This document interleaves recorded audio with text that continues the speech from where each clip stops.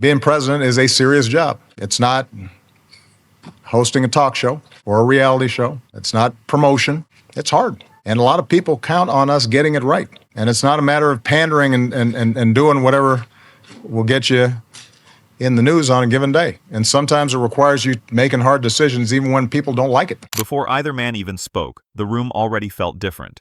Not loud, not chaotic, just tense in that strange way where you can feel something big coming before anyone says a word. The lights were bright, the audience was packed, and the cameras were locked in so tightly it felt like the whole country was leaning toward the screen waiting for the first crack in the room. At center stage sat two completely different kinds of power. Donald Trump leaned forward like he wanted to own the air before anybody else could even breathe. Barack Obama sat back with that familiar calm, hands loose, eyes steady, looking less like someone preparing for a fight and more like someone already prepared for whatever was about to happen. That contrast started working on the room before the debate even began, and once people noticed it, they could not unsee it. Start on that. My father gave me a very small loan in 1975, and I built it into a company that's worth many, many billions of dollars with some of the greatest assets in the world.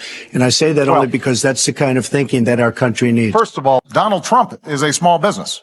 Now, I know Donald Trump doesn't like to think of himself as small anything, but...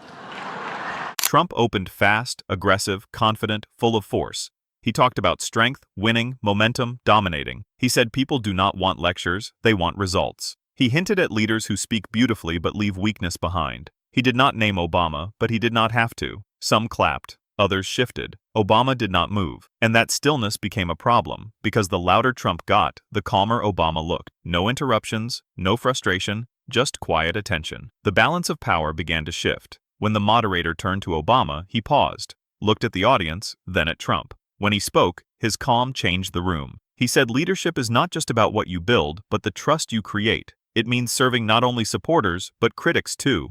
Action matters, but without honesty and responsibility, it becomes performance. The audience leaned in. Trump spoke force. Obama answered duty. That was the first shift. Trump pushed back. He said people want strength, not poetry. Leaders are judged by results, not speeches. Obama nodded slightly, then said the real danger is when a leader confuses power with purpose. When success becomes personal credit, criticism becomes personal attack, and institutions are judged by how they flatter the person in charge. That is not strength. That is insecurity with authority. The room went still. Trump tried to laugh, but it came out thin. He tried to interrupt, but the room was listening differently. Some of it said in entertainment. Well, some I think of this it is said a great example of reckless behavior across the board. the day Obama goes off and he leaves and he goes out to the golf course for the rest of his life to play golf.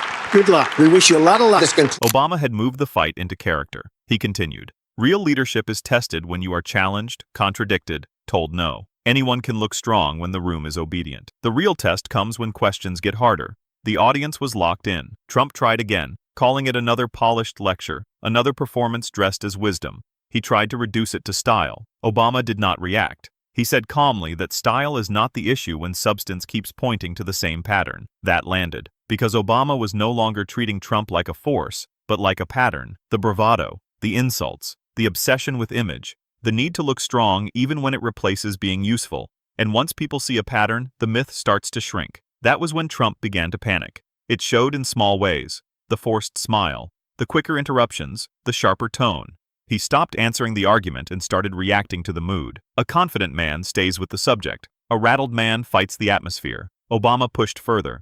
He said a leader cannot ask for trust while treating truth as negotiable. The presidency is not a branding exercise or a performance you win by overpowering the scene. It is a responsibility, and the office is bigger than the person. The audience began to applaud, steady and growing. Trump tried to talk over it, which only sharpened the contrast. Obama waited. Trump pushed. Obama stayed composed. Then Obama delivered the final line. He said the country has seen enough shouting disguised as strength, enough ego disguised as leadership, enough spectacle disguised as service. Real leadership earns confidence by staying grounded. Then he added quietly, power that cannot handle the truth is not power. It is panic. That was the moment the room turned. The applause came fast. Some stood. Others just watched, stunned by how completely the exchange had shifted. Trump opened his mouth to respond, but the room had already moved past him. His words now had to fight through what Obama had laid down, and he knew it. By the end, nobody cared who had been louder.